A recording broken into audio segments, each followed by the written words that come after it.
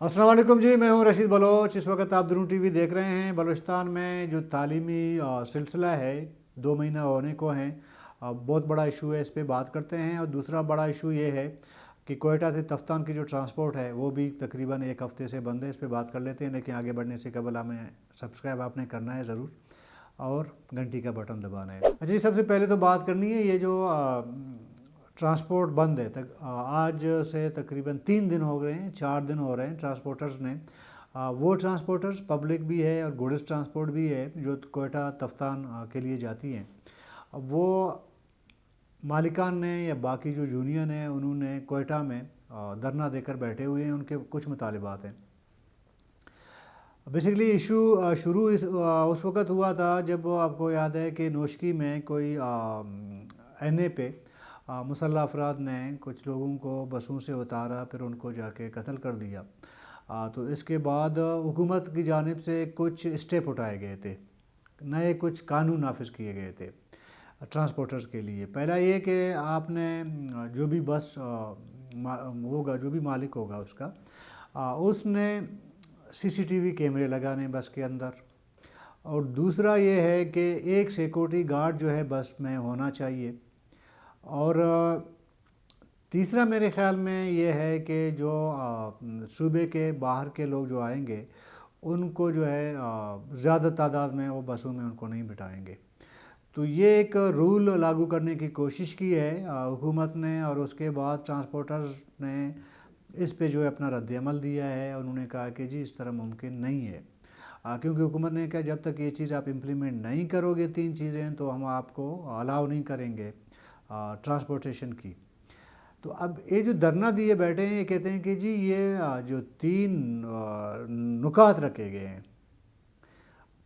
वो ट्रांसपोर्टर्स के अब यूँ समझें कि उसके इख्तियार में नहीं है वो। नंबर 1, आप सिक्योरिटी रख रहे हैं। अगर एक सिक्योरिटी गार्ड होगा किसी बस में, खुदा न ख्वास्ता कोई एक्सीडेंट पेश आ जाता है इस तरह का कि कोई बंदा आ जाए, कोई मुसल्लह लोग आ जाएं, गाड़ी रोक लें, तो पहली बात तो यह है कि एक बंदा जो वो आपके साथ सिक्योरिटी का बंदा हो भी, तब भी एक ग्रुप जब आएगा मुसल्लह तो उसको रोक नहीं पाएगा, एक बंदा उसको रोक नहीं पाएगा। और दूसरा, CCTV कैमरे तो ऑलरेडी मेरे ख़्याल में जी तमाम रूट्स पे जो बसें लगी हुई हैं उन पे CCTV कैमरे लगे हुए हैं। और तीसरी बात जो कि जो सूबे के से बाहर लोग आएंगे, ज़्यादा तादाद में उनको नहीं बिठाना है। तो ट्रांसपोर्टर से कहते हैं कि देखें कोई मुसाफिर आ जाता है, फ़र्ज़ का कोई बंदा लाहौर से, कराची से, कहीं से आ जाता है और उसने कोयटा से तफ्तान जाना है, तो बिज़नेस इसी पे है ना। पब्लिक ट्रांसपोर्ट की जो बिज़नेस है वो इसी पे चलती है कि आपके पास जितने ज़्यादा मुसाफिर आएंगे, सवारी आएंगी, इस तरह आपका बिज़नेस होगा। अगर लोगों को आप नहीं बिठाएंगे तो आपका बिज़नेस ठप हो जाएगा, तो बिज़नेस चलेगा ही नहीं, या होगा तो कम होगा ना। तो ये बुनियादी तौर पर जो इशू बना हुआ है ये चीज़ें, तो इस वजह से ट्रांसपोर्टर्स ने हड़ताल की हुई है। अच्छा, हड़ताल 3-4 दिन हो गए हैं, अभी तक ना कमिश्नर जो है उनके पास गया है कोई मुज़ाकरात करने, ना CM साहब गए हैं, ना कोई अवामी नुमाइंदा जिसे कहते हैं, या कोई ऑफिशियल कोई भी जाके ट्रांसपोर्टर्स से वो उन्होंने बाकायदा बैठ के ना कोई मुज़ाकरात की है, ऐसा कुछ नहीं है। ट्रांसपोर्टर से जब आप बात करेंगे वो कहते हैं कि जी हमने कई बार रिक्वेस्ट की है वज़ीर आला बलूचिस्तान साहब से कि हमसे मिलें, हमारी मजबूरी सुने, हम आपको सुनाएंगे, आपने जो कहना है कोई दरमियानी रास्ता हम निकाल लेंगे कि किस तरह जो ये ट्रांसपोर्ट है दोबारा चल पड़े। अगर ऐसा नहीं होगा तो उसका फिर ये है कि हम अभी वो ज़रा कोयटा के किसी एक रोड पे, एक शाहरा पे बैठे हुए हैं, अपनी गाड़ियाँ वगैरह खड़ी करके बैठे हुए हैं। तो कहते हैं कि फिर हम RCD पे आके बैठेंगे, धरना देंगे। तो अगर मतलब कोयटा तफ्तान RCD पे अगर तब भी नहीं हुआ तो फिर बलूचिस्तान की जितनी शाहराएँ हैं तो ट्रांसपोर्टर वहाँ बैठ के धरना देंगे। इसे इंदिया क्या मिल रहा है? इंदिया ये मिल रहा है कि बलूचिस्तान जो है تقریباً ہفتہ 10 دن کے بعد اس نے لاک ہونا ہے، تمام دنیا سے اس کا جو زمینی رابطہ ہے وہ کٹ ہونا ہے، ڈیفینیٹلی ایسا ہی ہونا ہے۔ جو ٹرانسپورٹر جب ہڑتال کریں گے، بیٹھ جائیں گے روڈوں پہ، تو پھر ٹپ ہو گیا نا معاملہ۔ اس سے پہلے کہ یہ جو اسٹیپ بائی اسٹیپ جو وہ احتجاج کرنے کی کال دے رہے ہیں، اس کو روکنے کے لیے بہتر طریقہ یہ ہے کہ وزیر اعلیٰ صاحب کبھی کوئٹہ کے کسی شاہراہ پہ جاتے ہیں، یہاں وہاں جا رہے ہوتے ہیں، تو ایک چکر وہ لگا لیں کمرانی روڈ پہ جہاں پہ لوگ بیٹھے ہیں، ان سے بات چیت کریں، کوئی راستہ نکال لیں۔ ابھی اسے دیکھیں، جو پریشانی ہے وہ ٹرانسپورٹرز کی تو ہے ہی ہے، لیکن سب سے بڑی جو پریشانی ہے وہ پبلک کی ہے۔ ابھی کچھ آپ کو پتہ ہے کہ تفتان اور کوئٹہ کو ملانے والی یہ جو RCD ہے، اس میں زیادہ تر وہ لوگ سفر کرتے ہیں یا تو تاجر ہیں، بزنس مین ہیں، جو ایران اور پاکستان میں وہ تجارت کرتے ہیں، ایک وہ رک گیا ہے۔ دوسرا، یہ جو زائرین مختلف صوبوں سے آتے ہیں اور کوئٹہ کے بعد جو ہے انہوں نے یہی روٹ استعمال کرنا ہے، ایران چلے جانا ہے، اور ایران سے عراق وغیرہ، جو اہل تشیع ہوتے ہیں، جو زائرین، جسے عرف عام میں زائرین کہا جاتا ہے، تو وہ جو موومنٹ ہے وہ بھی بند ہو گئی ہے۔ اور اگر یہ تمام چیزیں اگر دیکھیں تو آپ جو سمجھیں کہ وہ جو معیشت کا جو پہیہ ہے جو چل رہا تھا، مسافر سے ٹرانسپورٹر، پھر زائرین، یا یہ پورے روٹ پہ ظاہر ہے کہ ہوٹل وغیرہ ہیں، تو یہ ایک ظاہر ہے کہ سرکل ہوتی ہے نا، معیشت جب سرکل کر رہا ہوتا ہے، پیسہ جو ہے سرکل کر رہا ہوتا ہے ایک دوسرے کو، پھر اس سے فائدہ ملتا ہے نا، یہ رک گیا ہے۔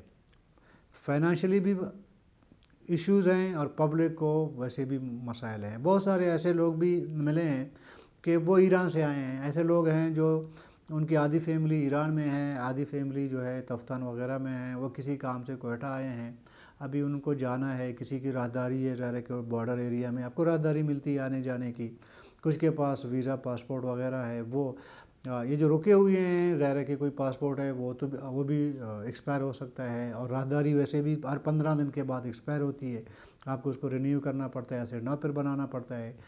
آج ایک بندہ ملا مجھے، اس نے کہا کہ جی میں ایران سے آیا ہوں، ابھی اگر یہ مزید 1-2-3 دن یا 4 دن باقی رہ گئے ہیں، اگر وہ میرا جو راہداری ہے وہ ایکسپائر ہو جائے گا، پھر میں ظاہر ہے کہ پھر میں ایلیگل پاکستان میں ہوں، تو میں ایلیگل رہ رہا ہوں، پھر کل میرے خلاف گرفتاری ہو سکتی ہے، فارن ایکٹ کے تحت وغیرہ جو بھی ہے وہ ہو سکتی ہے، تو وہ پریشان ہے، میں کیا کروں۔ تو یہ ایسی چیزیں ہیں، جب چھوٹی چھوٹی چیزوں کو شروع میں اس کو ایڈریس نہیں کیا جاتا ہے، اس کا نوٹس نہیں لیا جاتا ہے، تو پھر بعد میں وہ مسئلہ بڑھ جاتا ہے۔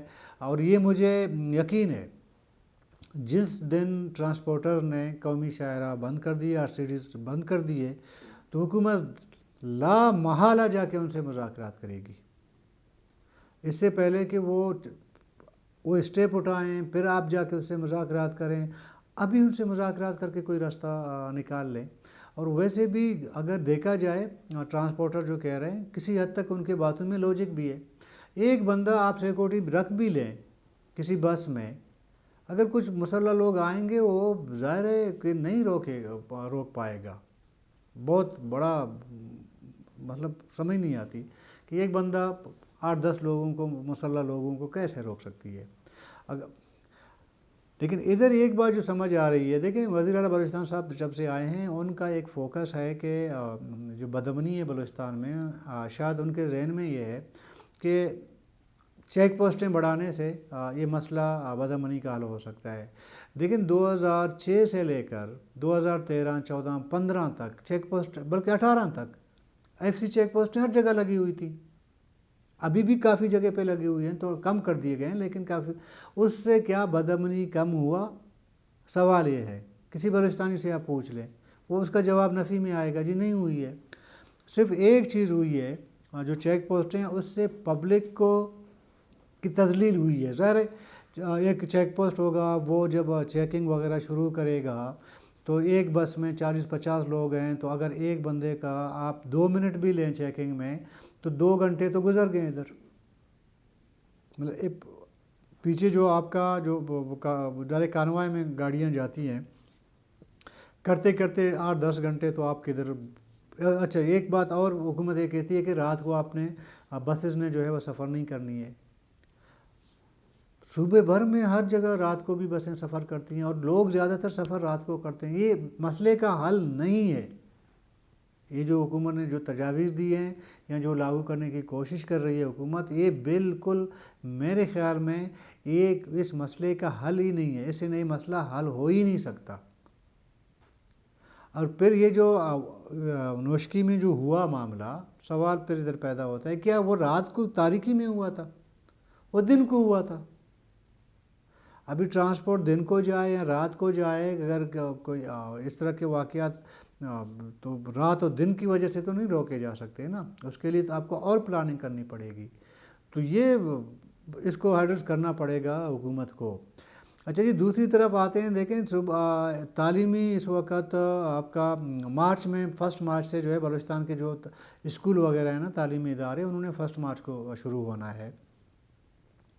بہت سارے علاقوں میں مارچ کے 25-30 تاریخ تک اسکولیں اسٹارٹ نہیں ہوئی. ایون کوئٹہ آپ کا دارالحکومت ہے، صوبائی سی ایم سیکریٹریٹ کا سرانہ ہے، وہاں پہ نہ کتابیں پہنچی، نہ ٹیچر وقت پہ پہنچے. پراپر وقت پر بچوں کی تعلیم شروع نہیں ہو سکی.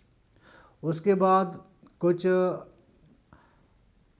کتابیں وغیرہ کولو جیسے علاقوں میں جو نصابی کتابیں اسکولوں تک نہیں پہنچ سکے، لیکن مارکیٹ میں وہ جو کباڑ خانے ہیں وہاں پہ بچوں کی درسی کتب جو ہے وہ سرکاری نصاب کے وہ ادھر بک رہے تھے، کیونکہ اس ٹائم کابینہ نہیں تھی.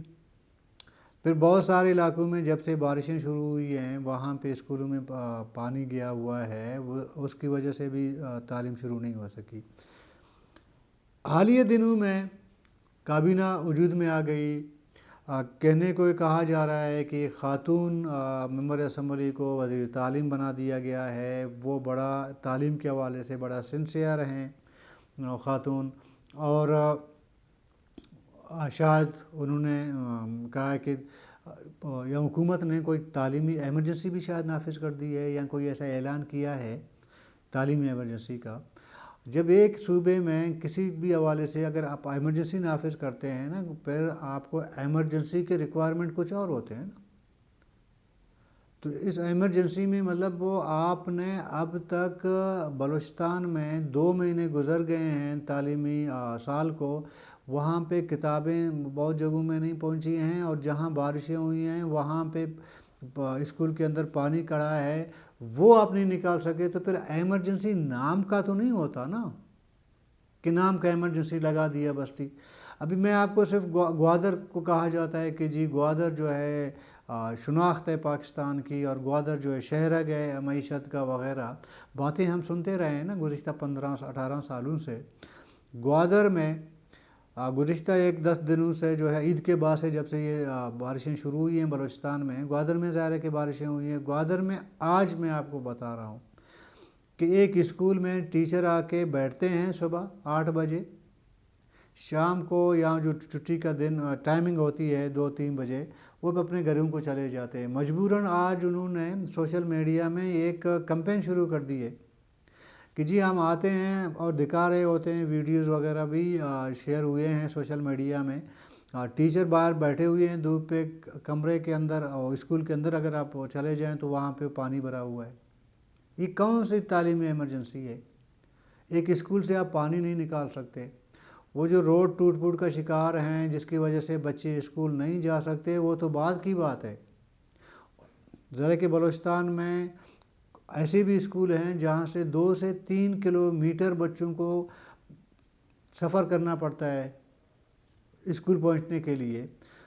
بہت سارے ایسے علاقے ہیں جو لنک بریجز ہیں، ایک گاؤں سے ایک علاقے سے دوسرے علاقے کو لنک کرنے کے لیے، وہ ٹوٹے ہوئے ہیں. دور دراز جس اسکول سے دور پڑنے والے جو گاؤں وغیرہ ہیں جن کا راستہ منقطع ہو گیا ہے، وہ تو بچے تو رہ گئے ہیں، پورا ان کا تو میرے خیال ہے سال رہ گیا. لیکن جو قریب اسکول کے قریبی جو گاؤں ہیں جو پہنچ سکتے ہیں بچے، ان کے لیے بھی ابھی تک تعلیم شروع نہیں کروائی جا سکتی. تو پھر پہلے ہی کہا جا رہا تھا جی کابینہ نہیں ہے. جب کابینہ آ جائے گی تو اس کے بعد جو ہے یہاں پہ وہ جو سلسلہ ہے جو بھی ہے یہ سسٹم کا پہیا وہ تیز چلنا شروع ہو جائے گا. تو تعلیم کے بارے میں بہرحال ابھی تک نہیں ہو سکا ہے، اور اس کو ایمرجنسی جب آپ نے ڈکلیئر کیا ہے تو ایمرجنسی بنیادوں پر تو آپ کو کام بھی کرنا پڑے گا. آپ رہنے دیں یونیورسٹی اور کالجز جہاں پہ مالی مشکلات ہیں. بلوچستان یونیورسٹی جو ہے 3-4 مہینے کے عدم تنخواہوں کی وجہ سے اس کے ملازمین احتجاج پر ہیں، دھرنا دے کے بیٹھے ہیں. واسا والے دھرنا دے رہے ہیں، باقی بہت سارے ڈپارٹمنٹ کے ملازمین ہیں. وہ تو بیڈ گورننس تو ہے، اس میں کوئی شک نہیں ہے. لیکن تعلیم پر اگر آپ نے فوکس رکھنا ہے اور آپ نے ایمرجنسی ڈکلیئر کر دیا ہے تو خدا کے لیے ایمرجنسی کے جو ریکوائرمنٹس ہیں ان کو تو آدھا تو پورا کر لیں آپ، تاکہ بچے اسکول تو جا سکیں. کوئٹہ میں بھی زیادہ تر جو سرکاری اسکولیں ہیں وہ بھی میرے خیال میں مارچ کے بعد، یعنی پورا مارچ کا مہینہ رمضان شریف کا مہینہ تھا، یا 8-10 دن کا آگے پیچھے ہو سکتا ہے، عید کے بعد کوئٹہ کی اسکولوں کی میں بات کر رہا ہوں وہ سرکاری اسکولیں کھلنا شروع ہوئی ہیں. باقی آواران ہے، آپ کا چاغی ہے، جو دور دراز کے علاقے ہیں وہاں پہ تو ابھی بھی اطلاع یہ ہیں کہ نہ تو شاید بہت جگہ نصابی کتابیں پہنچی ہیں لیکن زیادہ تر نہیں پہنچی ہیں کتابیں. پھر بارش کی وجہ سے اور زیادہ مشکلات پیدا ہوئی ہیں. ابھی موجودہ وزیر تعلیم کے لیے جس کی بڑی تعریف کی جاتی ہے، تعریف کی جا رہی ہے، مجھے نہیں پتا کہ وہ کتنا ویژن رکھتے ہیں تعلیم کے بارے میں، اور امید رکھنا چاہیے. لیکن اسٹیپس سے پتہ چل جاتا ہے. جب آپ کوئی ذمہ داری لے لیتے ہیں، آپ کا پہلا اسٹیپ کیا ہوگا، پہلا قدم آپ رکھ لیتے ہیں تو پتہ چل جاتا ہے کہ اگلا قدم آپ کا پڑنے والا ہے. جب آپ نے پہلا قدم ہی اپنے سفر کے لیے نہیں رکھا ہے تو پھر میں یہ سمجھوں کہ جی نہیں، یہ ایک ہی دوڑ میں ایک اپنے منزل تک پہنچ جائے گا، ایسا نہیں ہو سکتا. ابھی تک میرے خیال میں یہ کابینہ یا وزیر تعلیم صاحب نے ایجوکیشن سے متعلق شاید دفتری کوئی میٹنگ کیے ہوں، انڈور کوئی ایونٹ اس نے کروائے ہوں اپنے اسٹاف کے ساتھ. آؤٹ ڈور ابھی تک ایک قدم بھی نہیں اٹھایا ہے، نہ اس کی کوئی مثال دی جا سکتی ہے کہ یہ قدم انہوں نے اٹھایا ہے اور اس طرح ہے. پھر بات تو میں کہا جاتا ہے کہ جی دیکھیں سالوں کے مسائل ایک دن میں حل نہیں ہو سکتے، میں مان لیتا ہوں. لیکن نصابی کتب پہنچانا تو سالوں سے تو نہیں رکا ہوا تھا نا. ایک بچے کو کتاب پہنچنا ہے وہ تو ہر سال پہنچتا ہے. اس کے لیے ایک مثال دینا جی سالوں کا مسئلہ ہے تو اس کو ہم ایک دن، یہ جب آپ کے پاس ویژن نہ ہو، کام کرنے کا طریقہ کار نہ ہو، آپ کے پاس کیا بتاؤں، یا کام کرنے کا ارادہ نہ ہو، تو پھر یہ ایکسکیوز ہو جاتے ہیں کہ جی دیکھیں بڑے مسائل ہیں، یہ مسائل ہیں تو ایک دن نہیں حل ہو سکتے. یہ ہر حکومت میں ہم سنتے آ رہے ہیں. جو بھی حکومت آتی ہے تو جب ان سے مسائل کے بارے میں پوچھا جاتا ہے تو کہتے ہیں کہ جی یہ 20 سال کا مسئلہ تو ایک دن میں نہیں حل ہو سکتا، اس کے لیے تو مجھے ٹائم چاہیے ہوتا ہے. وہ حکومت گزر جاتی ہے، ایسے ہی اگلی حکومت آتی ہے، وہ پھر یہی رٹ جو ہے دہراتی ہے کہ جی مسائل ہیں. تو تعلیمی ایمرجنسی آپ نے نافذ کر دی ہے تو خدا کے لیے بچوں کو اسکول تک پہنچانے کی ذمہ داری آپ کی ہے. خواہ وہ اسکول میں پانی بھرا ہوا ہے وہ بھی آپ کو نکالنے کی ذمہ داری آپ کی ہے. ہر چیز کو آپ میونسپلٹی پہ چھوڑو گے، آپ جی ڈی اے پہ چھوڑو گے، آپ کسی اور پہ چھوڑو گے ڈپارٹمنٹ پہ، تو مسئلہ نہیں حل ہوگا. جب آپ نے ایمرجنسی نافذ کر دی ہے، آپ اسٹارٹ لیں، شاید کم ہوں لیکن بہت سے ٹیچر بھی آپ کو ساتھ دیں گے پانی اسکول سے نکالنے کے لیے. بہت سے معاملات میں آپ پہل تو کر لیں. ابھی تک آپ نے پہل نہیں کی ہے اور ایمرجنسی پہلے سے نافذ کر دی ہے. کل تک کے لیے اجازت دیجیے. اللہ حافظ.